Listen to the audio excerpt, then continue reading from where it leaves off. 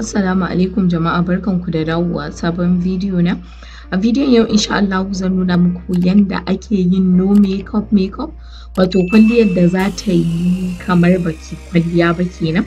Kada ku manta ku danna min subscribe, like sannan ku danna ƙararrawar sanarwa inda duk sanda na sa sabon video za ku ga notification channel sabon video. To a bidiyon yau dai insha Allah zan nuna muku yanda za ku yi simple makeup wanda kamar ba ku yi ba, sannan kuma kun gyara fuskan ku kun kyau. Yana da kyau kafin ki fara kwalliya ki moisturizing lips ɗinki da lip balm, sannan ki je ki moisturizing ɗin shi da moisturizer, ki hydrating da hydrating mist, ki skin prep ɗinki, ki zo ki samu lux brush ɗinki ki shafe komai da komai yanda zai zauna. Na yi amfani da primer na Kiss Beauty, ban sanya akai footage ɗin bai ɗauka ba. To amma na yi dai amfani da primer, sannan sai na mixin foundations ɗin nan guda biyu ga su nan. Su ne color dina, zan yi amfani da su ne blending a duka fuskata da stippling brush ɗina na zayowa, sannan ki tabbatar cewa akwai little amount of foundation tool ɗinki wato brush ɗinki kenan kafin blending.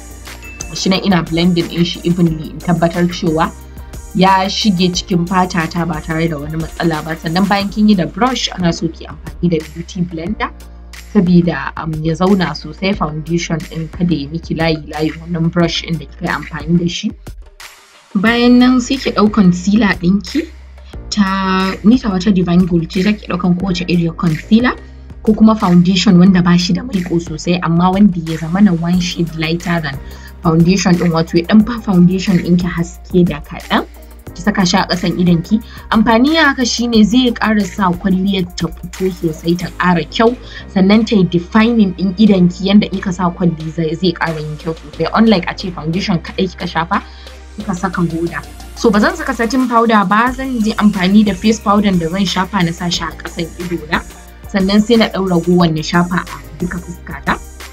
Powder da na sa a ƙasan ido na gaskiya ɗan fi powder da na sa a fuskata gaba ɗaya haske kaɗan, amma so ba kya buƙatar face powder. So sai na ɗauki hair wax ina nake taming ɗin brows ina, wato nake tsatsayar da gashin sannan kuma zan kwantar da shi yanda zai ba wa gira ta shape ba tare da na ɗau jagira ko concealer na zana ba. Kawai dai zai ba ma gira ta shape ne, sannan ya ba ta natural look ba tare da yayi looking kamar na yi makeup a fuskata ba. Gashi na ɗauka da spoolie ina gyaggyarawa bayan na tsatsaya. So yanzu zan je na ɗau gel liner ɗita ne amfani da ita a kwalli. Zaki iya amfani da baƙar jagira ko kwalli, ba lallai sai gel liner ba. Sannan sai na ɗau jagira ta brown nake lining ɗin bakina da ita. Amfanin haka shine zai ba bakina shape, sannan kuma bayan an gama zan ga kwalliyar ta ƙara kyau ba kamar a ce wai ki bari ba tare da kin lining lips ɗinki ba. Sannan ina gama zan ɗau lip brush ina na lemon, zan yi blending ɗin wannan harsh line saboda ya ɗan bama lips ɗin wani like kaman ombre kenan zan ce ya. Sannan sai mascara ta Blossom two way mascara ɗita. Tana da sama da ƙasa, saman gashi nan za ku gan shi babba, shine zaki amfani da shi gurin tsayar da gashin idonki na sama.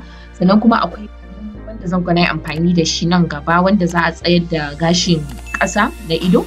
So daga nan kuma zan saka setting spray ne push na shi cikin skin ina. I think that's all. Abin da ke bukata bai fi minti 3 zuwa minti 5 ba maximum kin gama wannan kwalliyar. Idan zaki fita ko zaki je office ko zaki je unguwa ko wani guri dai haka. Don haka kada ku manta ku yi liking, ku yi subscribing, sannan kuma ku danna ƙararrawar sanarwa.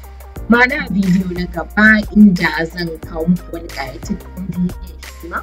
Ban yadda wata ko wani ya ɗau bidiyo ina gurin samun kuɗi ba ko online class ko wani abu.